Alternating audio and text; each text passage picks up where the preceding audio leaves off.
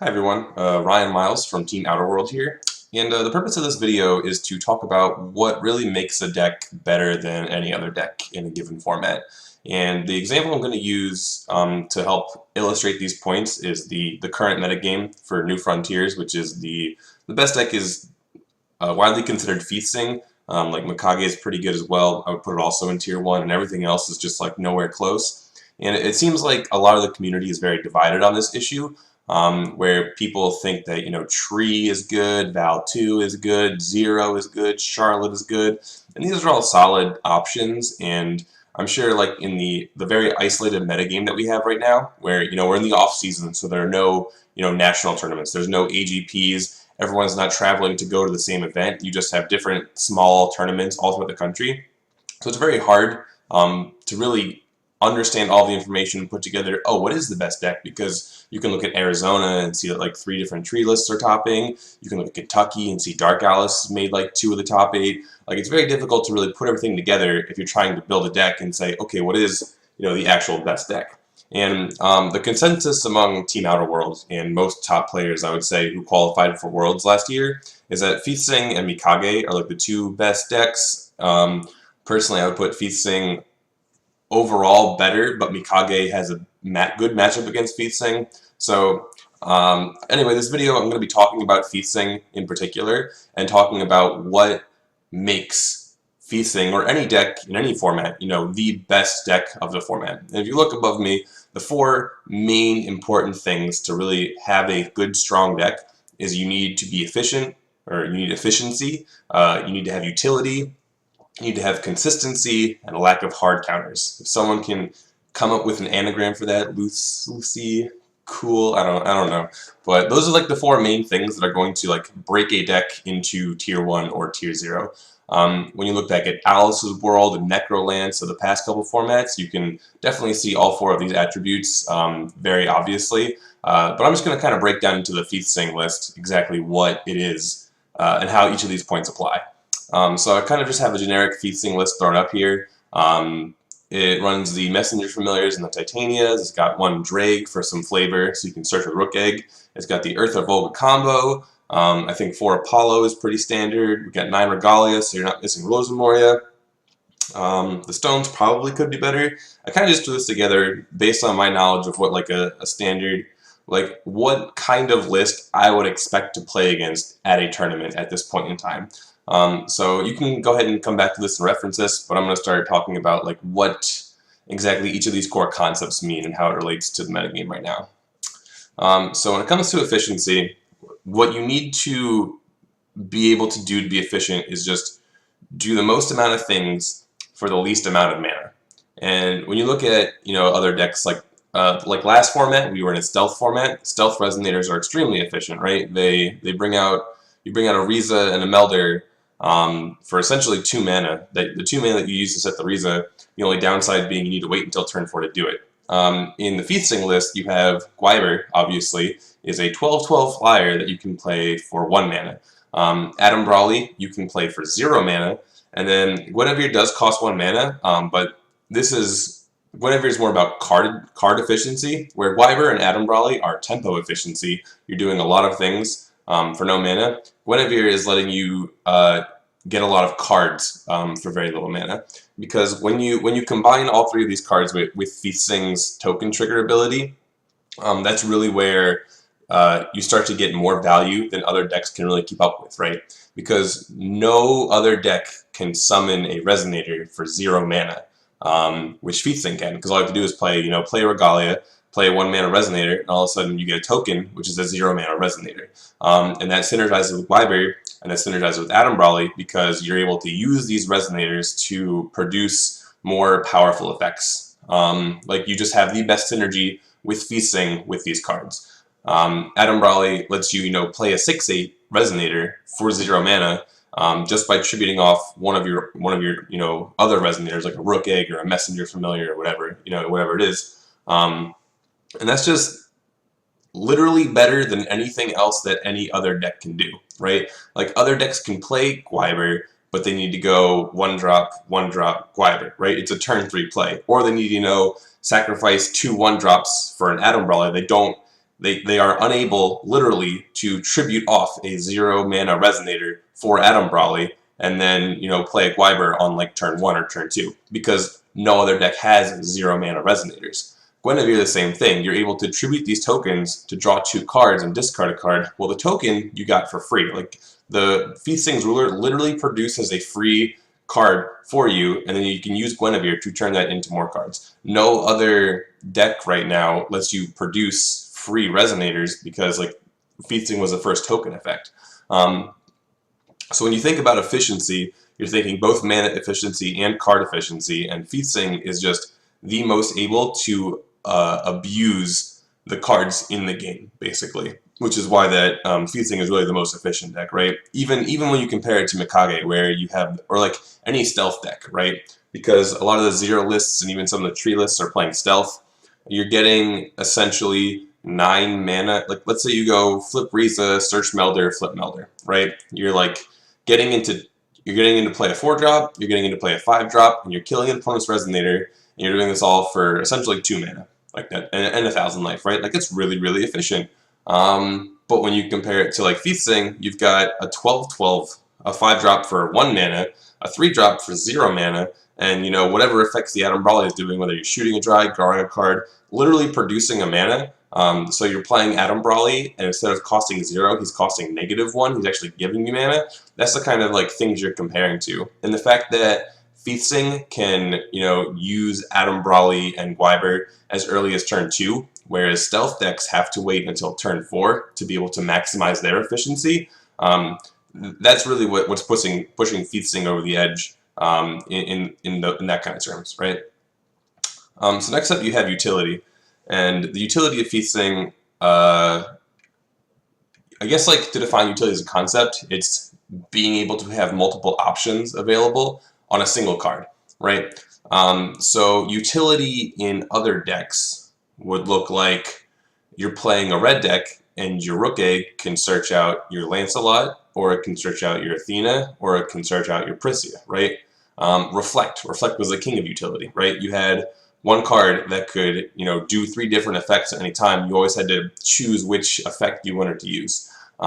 Utility in Fiethsing is probably one of its weaker, like, you know, traits, but it's still like among the best in the game, because it's sort of one-dimensional, right? It's just throw Atom Brawlys, throw Titanias, throw Gwibers, throw Drags onto the board, and just like pressure you down with Resonators. Like, the strongest part of Fiethsing is its efficiency, but it also has utility because, like these cards here, right? Rook Egg lets you search either another Rook Egg so that you can keep your gas going and keep tributing things for Atom Brawly and Guinevere.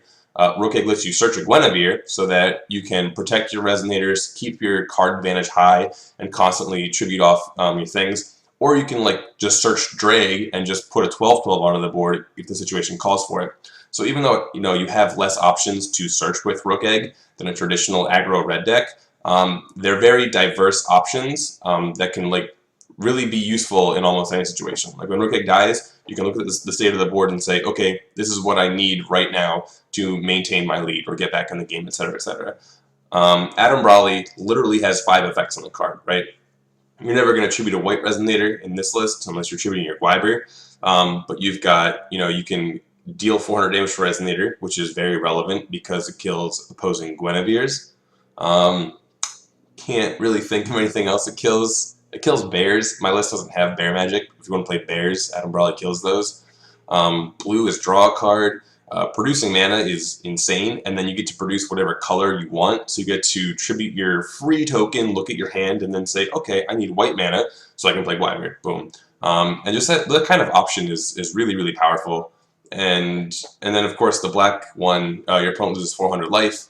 The list that I showed has a monkey trapped in life. Pull it up real quick.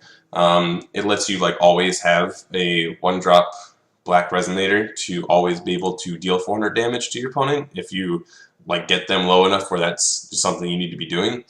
And just like having all these options on one card, and then you can tailor your plays around, you know, what you need most in that situation. It's not just, you know, it's not just doing one thing.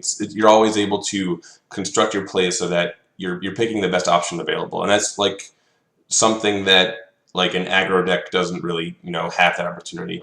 Like Charlotte aggro, the most utility that a Charlotte aggro deck has is like, do I want to blood boil them for 600, or do I want to blood boil them for 800 on this resonator? Like, there's just not a lot of options available based on the cards in that deck. I guess Cheshire Cat would be the biggest example of utility, and like when you compare Cheshire Cat to Atom Brawly, like the utility is clear.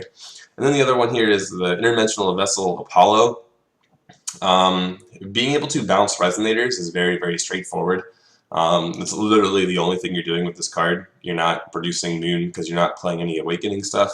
Like, giving Fiethsing flying is cool, but like usually you're winning the game before you even flip Fiethsing. But really, returning resonators to your hand, either offensively or defensively, is the key here. You're able to protect your Gwibers or your Atom Brawlies from removal spells, but at the same time, you're also able to re-trigger Atom Brawly's Battle Cry, or just like if you're running out of gas, you're running out of cards in hand, and you need to trigger a Fiethsing token, you can pitch off the Apollo to return like a Tama to your hand, replay the Tama, draw a card, produce a token. Like, because the Fiethsing ruler side is so heavily gated by how many cards you have. Like, say you're playing against a black deck and they're just Lapis Storming your hand away and you're just running out of cards. You can't trigger the Torrent if you only have one card in hand. So Apollo lets you return things to your hand, be able to play them again. There's just like those kind of options that are available and are really more relevant in this kind of deck than in other deck archetypes, is why like Apollo is a good example of utility. And also, if you look at the list, I didn't put these cards here, but the Earther and the Volga. Earther can be just a removal spell. Just 3 mana, kill target dude that's really annoying. Like, if you're playing the mirror, your opponent has Gwibers, you need Earther to get through their Gwibers. But if you're playing as a control deck, and you just can't seem to stick a resonator, you've got the Volga, where you just go Volga, Earther, burn you for, remove double Titania, burn you for 28, okay, I managed to win the game. Like, those kind of options and those kind of, like, obscure lines are what really make the deck hard to play against as well, because it just doesn't have to keep jamming 12/12s onto the board. It can also like burn you out, or just like swarm you, generate cards. There's just a lot of things that it can do, and these kind of things like let it push over the edge for utility. So next up we have consistency. When you look at the list, we have 17 1-drops in the deck, on top of 9 Regalia. So that's 25 cards that cost 1 mana or less, so that you're really easily able to always trigger your Torrent.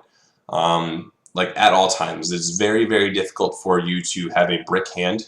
The only cards that are higher than 1 mana are the 1 Volga, 2 Earther, 4 Gwiber, 2 Titania, 1 Drake, right? 10 cards? Let me double check that.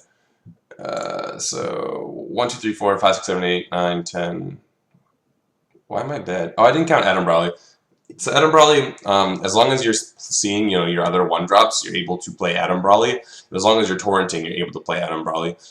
So it's just very difficult for you to actually brick with this kind of deck. It is possible, but as long as you just see like 1 Regalia and 1 1-drop, then you can produce a token. When you can produce a token, you can play Atom Brawly.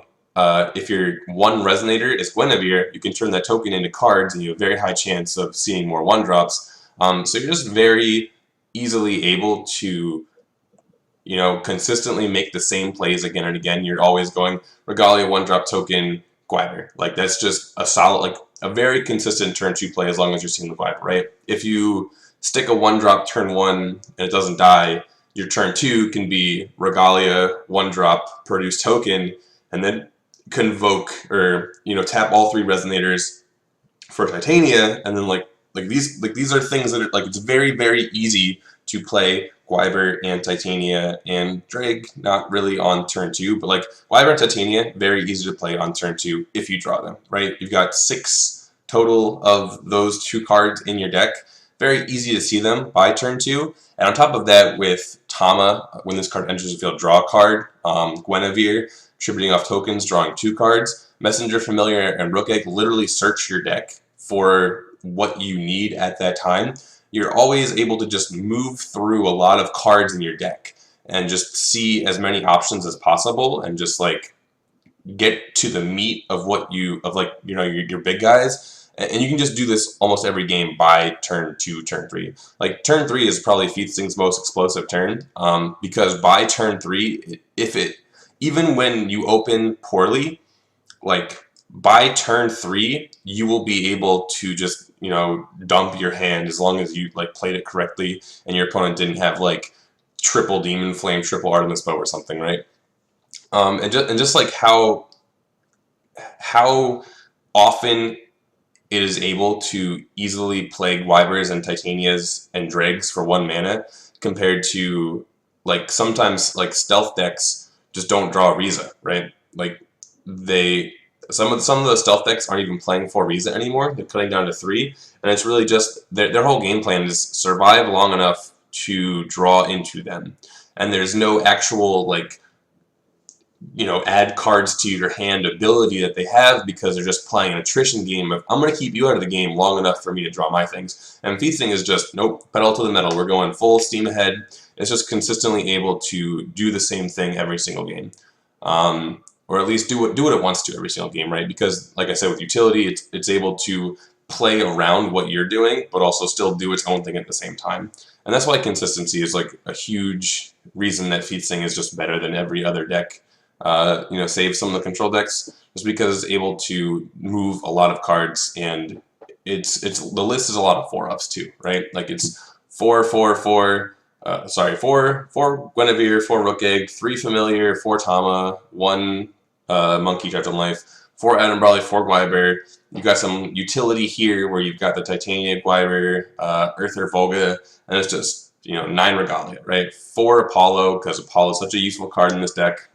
You're just playing a lot of 4-ofs, and when you play a lot of 4-ofs, you are very conscious of what your deck does. And that's why consistency is something that Fiethsing is very, very good at, and other decks just can't really keep up with. Because even in other decks that play Guinevere, for example, like decks that play Guinevere Rook Egg, like Charlotte Aggro or Sylvia, what have you, you can't trigger Guinevere on turn 1 like you can with Fiethsing for free anyway. Because when you just go Regalia Guinevere turn 1, you produce a token, and as long as they're not like unseen pressuring or demon flaming your Guinevere immediately, like you just get to tribute off your token and draw 2 cards, and that's 2 more cards than like any other deck would be able to see.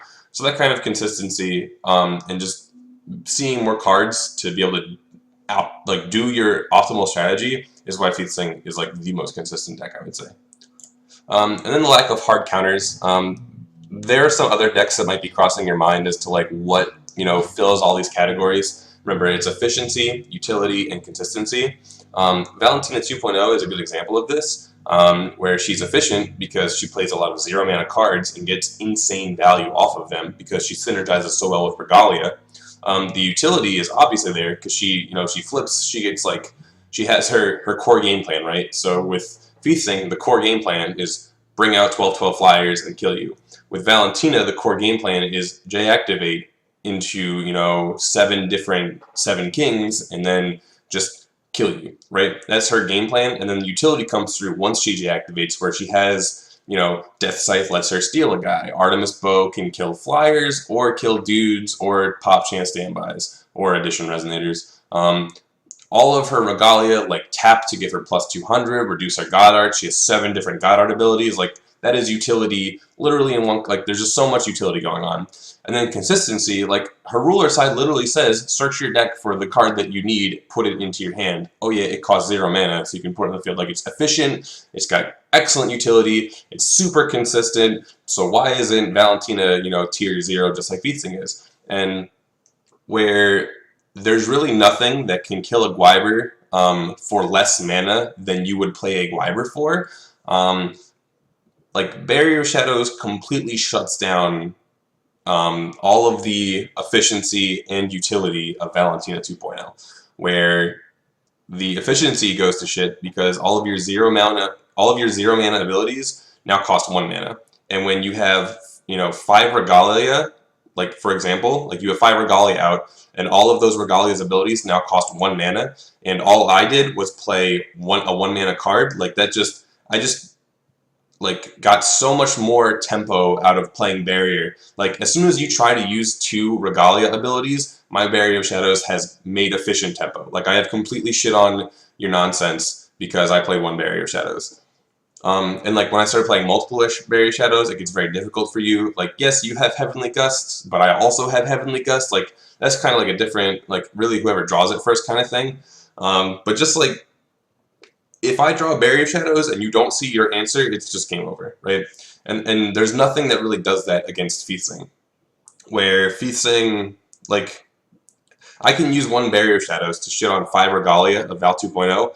I can't do anything for 1 mana against Fiethsing to, like, beat 3 Gwibers, right? Like, there's just no 1 mana card that does that. The best thing you can really do against Fiethsing is, like, Interdimensional Escape, and then you punish them for overextending, but like they always have so many cards in hand and their deck is so efficient that like even if you get like a 4-card Interdimensional Escape, they still have a Gwiber because they still get to keep 1 Resonator, and then they just get to replay their hand and also hit you for 12. Like it's never efficient enough to be able, like, you know what I'm saying? Like I guess I'm trying to explain this as best I can, but nothing beats Fiethsing as hard as Barrier Shadows beats Val. Right? And there are ways to beat Barrier Shadows in Valentina 2.0, but like there's no way to like see it consistently. There's no search a Heavenly Gust out of your deck and have it at all times. And like if I play 1 Barrier Shadows and then you Heavenly Gust me and I just like drop another one, like you need to have as many Heavenly Gusts as I have Barrier Shadows. There's just a lot of not good things. And then as like, yeah, I don't want to ramble about this too much, but like there's nothing to Fiethsing as Barrier of Shadows is to Val 2.0. And then I guess like the second one here, another deck that you might be thinking about is Tree. You know, why isn't Tree like the best deck in the format? You know, it's efficient. It brings in a 6-drop and a 3-drop. You know, the Alice and the Regalia. That's 9 mana worth of cards that does for free just because you're losing the game instead of, you know, like you just get to bring these cards in for free. So that's efficient, right? Utility. Not really there, I guess. Like, your deck is a control package, usually, and control is almost like represents utility because you just get to counter everything your opponent does. Like, Seal of Wind and Light is a very useful card, very, very multifaceted. You can counter literally any card you want. You can do it at unchaseable speeds. Like, this is very, very important to, like, you counter everything. That's, like, the definition of utility. Like, the other cards in the deck, not so much. But Seal of Wind and Light, definitely. And then consistency, well, like, you will always bring out an Alice and her Regalia before you lose the game, because by definition of losing the game, like, you're going to 0, those cards come out, right? So it's definitely consistent. You will always bring out an Alice and the Regalia before you lose. So what's the problem here? Well, one of the best decks in the game, the Fiethsing deck, for example, plays Adam Brawley, and it also plays Black Resonators, and after you trigger the Tree, you can Adam Brawley, and your opponent will lose 400 life, and they will lose the game, right? I think Alice only redirects damage. Like, you just can't, you can't beat this without sealing it. And because Fiethsing puts up so much pressure, it can be very difficult for Tree to hold open counterspell mana. Because, like, let's say you bring out, you know, your 1919 Alice, and I've still got my Gwibers out, right? I've still got, like, a couple Adam Brawleys or just Titania's, Dragons, whatever. I hit you in the air for 12, you're like, okay, my Alice is at 700. Okay, I swing at you for another 12, you're like, well, now my Alice is going to die, so I have to use my mana to kill your Gwibers, your 12/12s. And as soon as you ever tap out against the Fiethsing deck, like Adam Brawley, Black Resonator, Adam Brawley, good game, like, it's over. There's also like bear magic and other stuff that you can do. Like this is like the hard counter in my mind. There are other ways that you can beat it, so it's not super end all be all. Like, I think Tree is a very good deck, like very high in tier 2, but it doesn't really compete on the same level that I think the Fiethsing deck does. And this is just another example. So that's what I like. One of my reasons why like Fiethsing is the best deck. I'll probably do another one of these videos for Mikage specifically. And the last point I wanted to make is I want you to think about all of these concepts when you're looking at the new spoilers, because a lot of people are talking about how the new spoilers, especially the new red-white ones, are just going to be like the new meta. And I think when you look at these four concepts, they're literally nowhere close. Like, they're just very average cards, and average is just not good enough to be a top-tier deck. When you look at efficiency, the most efficient thing that the red-white deck does is it blinks out a guy for free at the end of the turn. But the guy needs to be tapped in order for you to blink him out, then blink him back in. And if you're untapping, like, let's say you're playing a Swiftness Resonator, right? You play a Swiftness Resonator, you attack with it, okay, you get to essentially untap it at the end of the turn for free. That is nowhere near, literally nowhere near on the same power level as Fiethsing's latent ability, right? It's just not even close. In order for it to, like, you literally need to say at end of turn draw a card almost to be as good as Fiethsing. And like the way that you abuse the new red-white ruler's ability to say, okay, blink out a guy, blink it back in, draw a card, is you play a creature that says when this card enters the battlefield, draw a card. Cards like this are Percival, for example. Oh, it also needs, in order to be efficient, it also has to be tempo efficient, correct? So it has to like cost 1 or 2 mana, or else it's just too slow to compete with Fiethsing. So Percival's probably the best example. But the problem is the ruler requires the Resonator to be rested in order for you to blink it out and blink it back in. So resting a Percival on turn 1 is actually impossible unless you're energizing a Shining Strike, which is wasting a Energize, which is bad. Or like you need to wait till turn 2, and then it's like, well, I'm on turn 2, and my power play is attack with Percival, blink it out, blink it back in, get a Regalia. Like, that's just, like, you think about that compared to, okay, my turn 2 is Regalia, 1-drop, produce token, sacrifice for Adam Brawley, play Gwiber. Like, literally nowhere near as good. And like all of the three, like the red-white cards are almost all 3-drops. Like the Nyarl Thotep with limit 1 is a 3-drop.